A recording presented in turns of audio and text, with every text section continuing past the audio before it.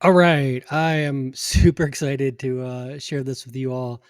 Some of you may have seen on like Corvette forum. There's someone with a YouTube channel. It goes by Steel Ankles, who was at VIR recently with his friend who's got a brand new C8 Z06, and he was super awesome to actually share the PDR data with me. So what I'm going to do this evening is actually try to drill down on the C8 Z06 data, give you some comparisons against other cars I've had at VIR, and just in general, kind of share what I can learn from that data.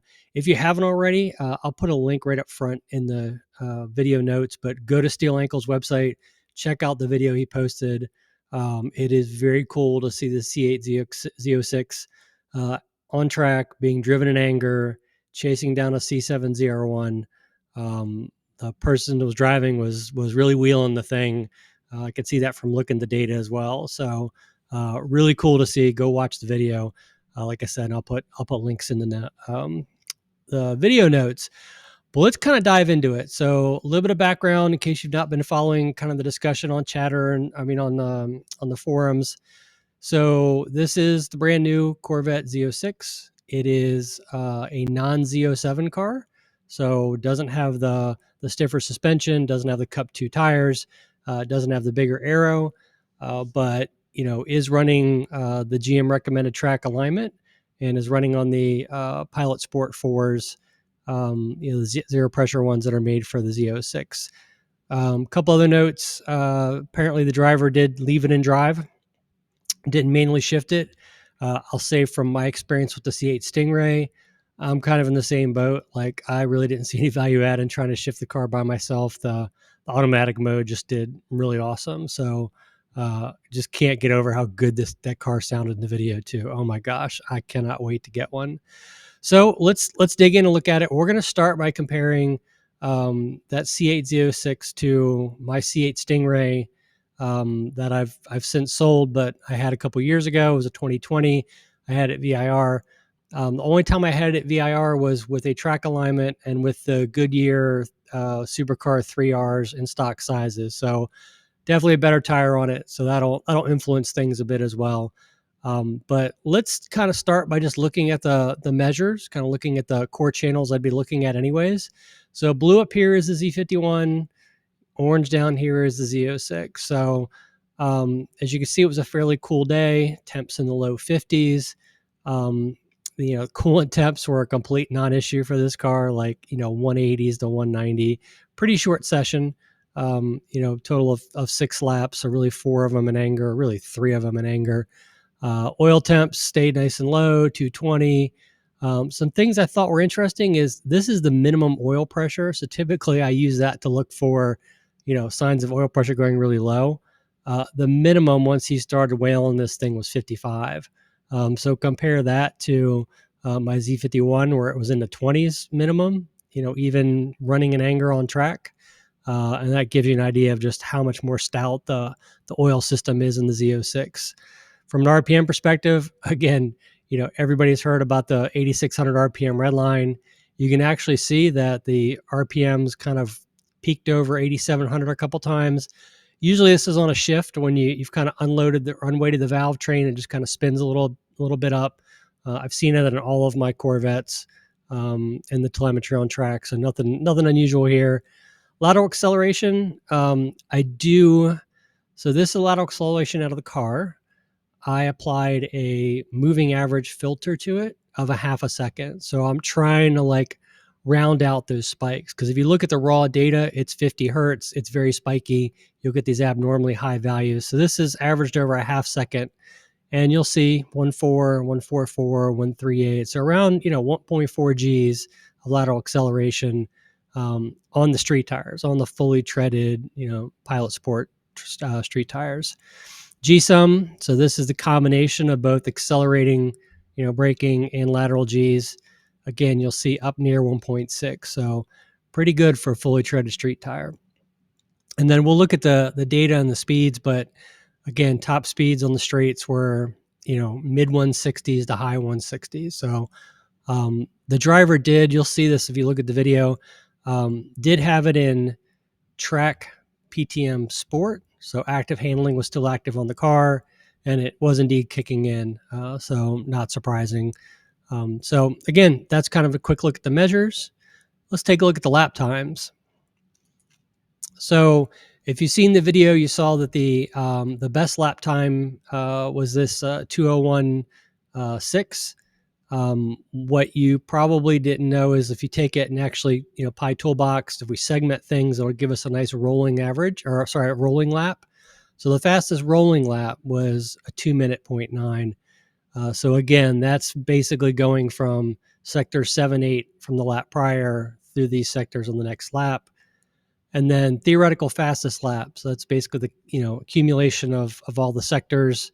The best sector times is a 2 minute 0.31. Again, not a lot of laps to actually look at here to come up with this. So I'd love to see more longer sessions on the car, more time in the car. I'm sure the driver having more time to get comfortable with it.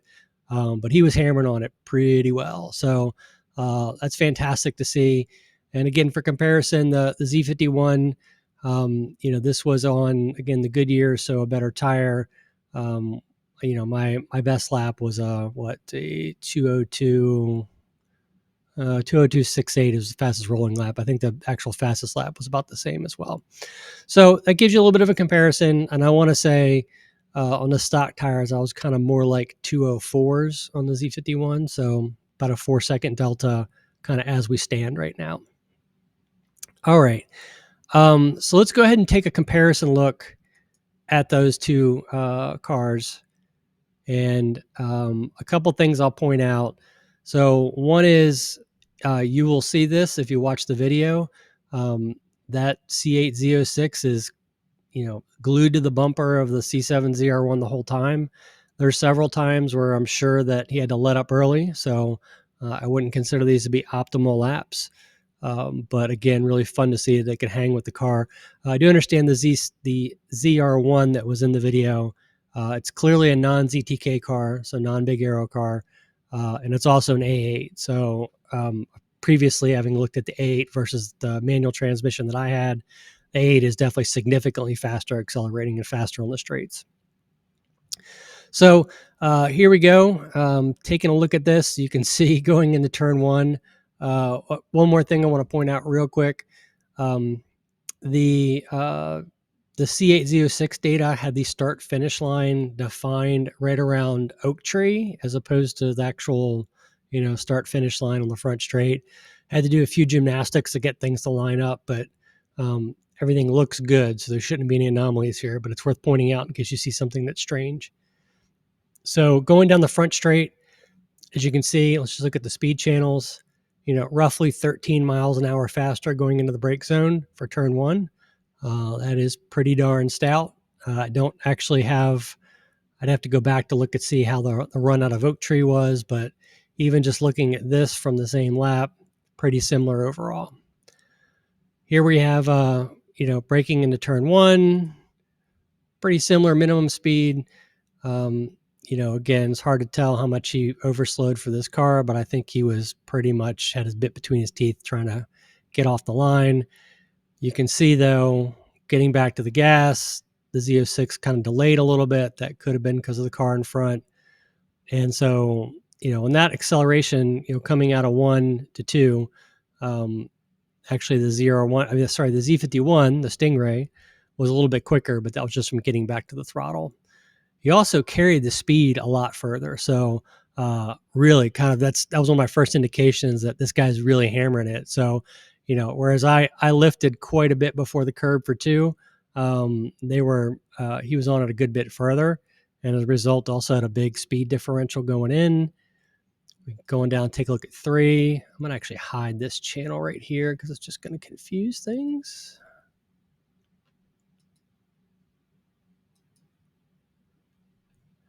All right. That's the wrong one to hide. Let's do this one more time.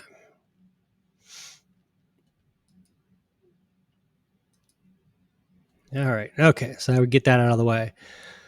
So again, slight speed difference here in A3, but look how close he is to that ZR1. So I think again that's a big factor. So let's kind of skip through the corners a little bit.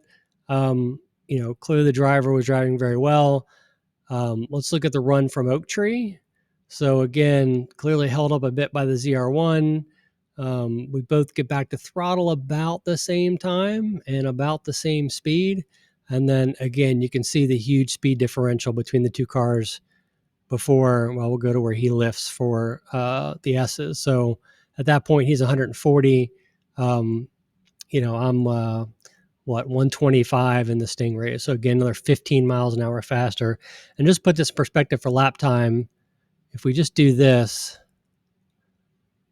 let's see, that was 0.4 of a second on the lap just in there. So again, those big speed differentials are really helping build lap time for the car.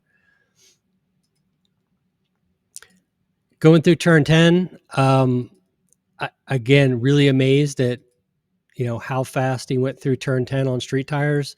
Again, you're seeing, 92 miles an hour, a solid 12 miles an hour faster than I was going, or sorry, not 12, but 8 miles an hour faster than I was going through there.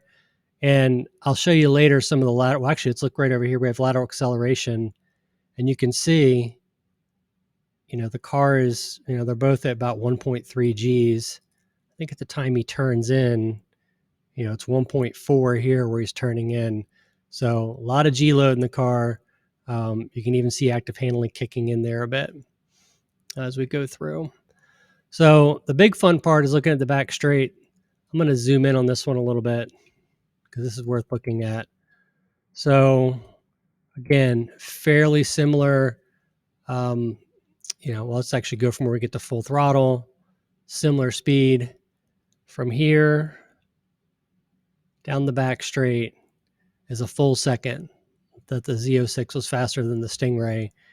And from a speed perspective, again, you can see 163, almost 164, good 14 miles an hour faster. The car is really stout. I'm going to look later. I'll show you later. I'll compare this actually to my ZR1. And we're actually going to look at the acceleration rates through that back straight, because I know there's been a lot of talk about, whether the gearing is wrong in the Z06 and whether it should be better optimized. So that gives you kind of a quick look at just the speed differentials, how the car accelerates, how it pulls. We're going to look at a couple other different things here. We're going to go on over to the handling tab. So this is a bunch of squiggly lines that probably don't mean a lot to you right off the bat, but I'm going to do my best to explain them. And the way I'm going to do it is I'm going to start by just looking at one car at a time. So we're going to go ahead and we're going to hide the Z06 and just look at the Stingray. Okay. So actually Stingray doesn't have this data because I don't have a yaw sensor in it. So we'll go ahead and just show you the Z06 then. So let's hide this. And what you are looking at here is up this gray and this blue line. This is yaw of the car and steering of the car. If you've looked at some of my other videos where I've talked about diagnosing handling of a car, you can, if you line them up, you can kind of get a sense of if the car is yawing more than you're putting steering input in, it basically has a little bit of oversteer. If you're steering more than you're getting yaw for, then it has some understeer. And so with that, you can build this really nice math channel that gives you an idea of how much under or oversteer a given car has. So what we're going to do here is actually take a look at this oversteer angle channel. So that is this green line. It only comes in when you've got a certain amount of steering in. I've got it gated on that. And so, this is 0. This is basically dead neutral.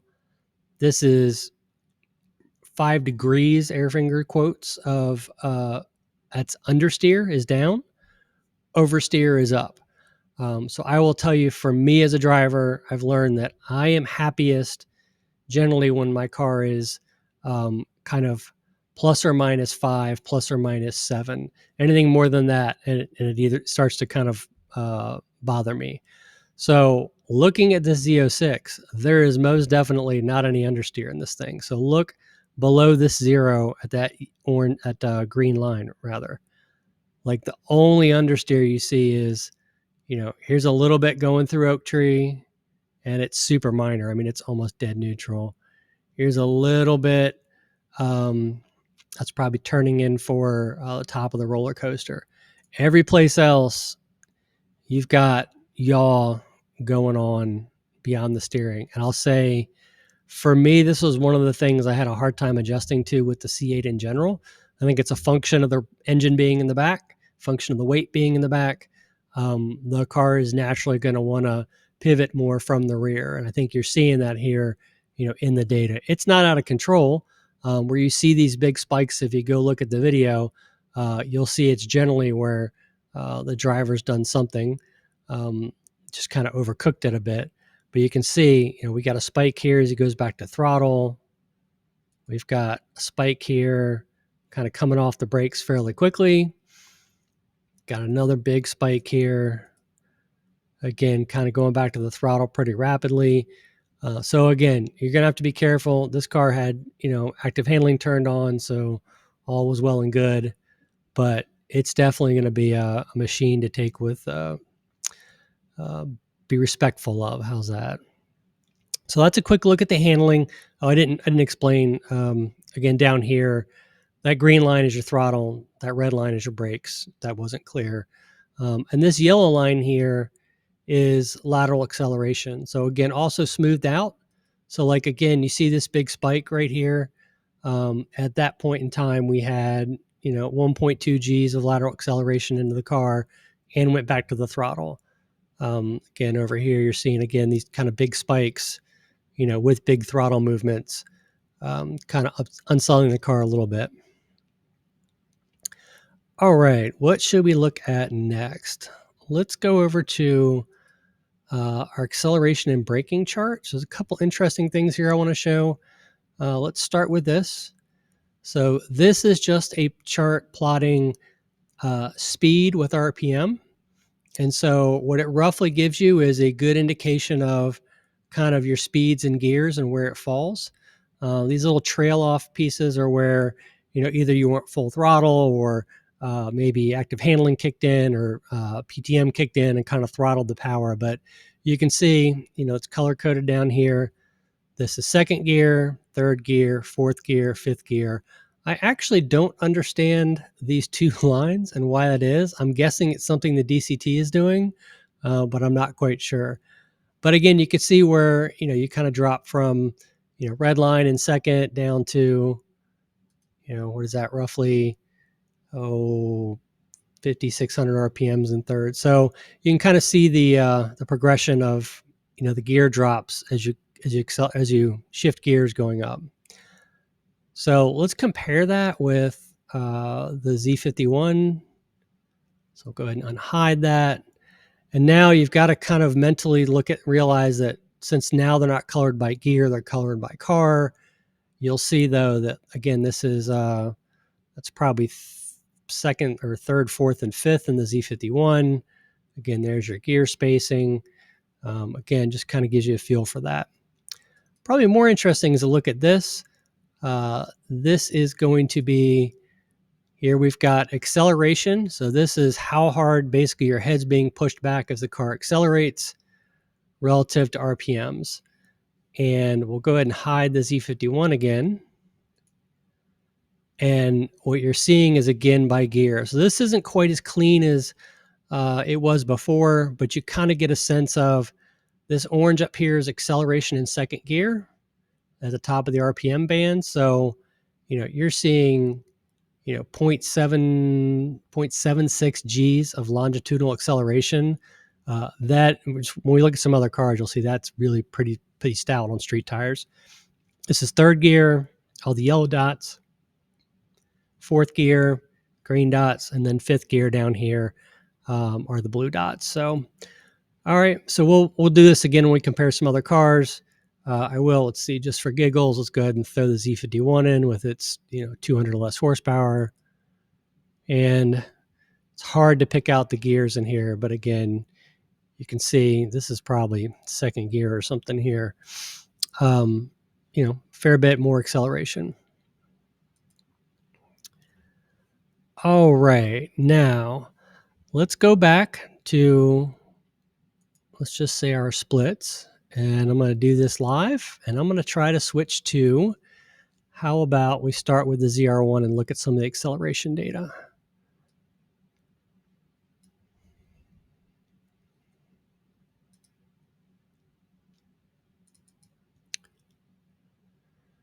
So these aren't exactly going to be apples for apples. So my ZR1 data is going to be on Pirelli scrubs. So cornering speeds, cornering grip aren't going to be, super useful to compare.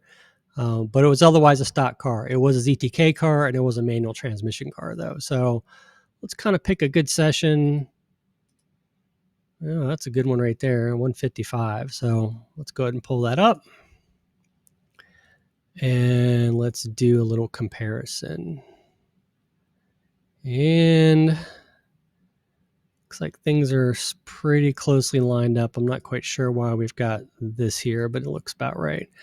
All right, so front straight, again, the blue line is the ZR1, the C7 ZR1, the orange line is the C8 Z06.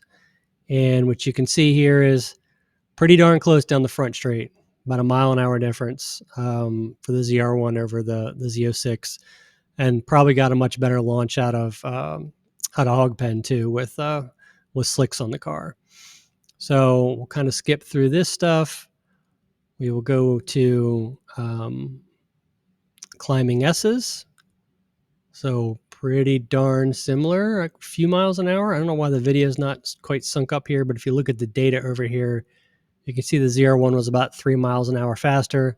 Oh, I could see why that happened. If you look here, frankly, the Z06 again was likely balked by this car in front of them, and again with slick tires, probably got a much better launch. So what's probably more interesting to look at is how these speed curves converge. So considering, let's start from where we both were at full throttle. Speed difference over on the right is 14 miles an hour. So the ZR1's coming out of the 5A 5B complex 14 miles an hour faster. And by the time we get to the crossover road, that's been closed down to 2 miles an hour. So that tells me that Z06 is going to accelerate a lot faster over that period of time. Some of it's the loss of the manual transmission shifting here. That's clearly a factor, but again, gives you a good understanding of the two cars in a comparison. So here's a run through Oak Tree. This is one I really wanted to look at again. So going back to the start, again, the Z06 is kind of balked. I'm also a little balked waiting for this little Miata here. So slightly slowed coming out. But let's look again from full acceleration to full acceleration. Speed difference, again, 15 miles an hour. The ZR1 was coming out of that hole 15 miles an hour faster. Yet, as you can see, by the time we get to not even the timing stand, the Z06 has closed the gap. And then the ZR1 pulls a little bit more on it. And then by the time we get to where we both lift, again, don't look at the video. Somehow it's out of sync a bit with the data here. You can look at the data. So 3 miles an hour faster for the ZR1 as we're cresting the hill. So pretty darn close, especially considering the gap that it was coming from behind there. So it's interesting. I know there's been a lot of talk, and I mentioned this earlier, about the high-speed acceleration of the Z06, the C8 Z06, and whether the gearing is just completely botched. So let's take a look at longitudinal acceleration for this car and actually compare that to the ZR1. So what we're going to go ahead and just add that channel in. And I'm going to also hide these things. Show grid. And I'm going to, let's see. Not sure how legible it's going to be for you. Oh, let's do this actually. So I will flash this channel. So this flashing line, if you can follow me here, is longitudinal G's, how hard the car is pushing you back as it's accelerating. It's not quite a fair comparison just because the C7 ZR1, the C7s in general, longitudinal acceleration was only sampled 5 times a second, whereas in the C8s, it's 50 times a second. So that's why you've got much more granularity in the line. But you can see kind of how it's changed with RPMs over time. And then we'll go ahead and look at that back on that same chart that we were looking at a second ago. Overall, though, I'll say it accelerates pretty darn similar to the ZR1, at least the manual ZR1.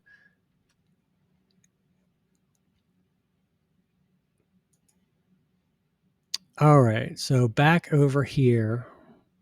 This is that same chart we looked at before, cell versus RPM. Again, I'm going to start by actually hiding the Z06 just to make this a little easier.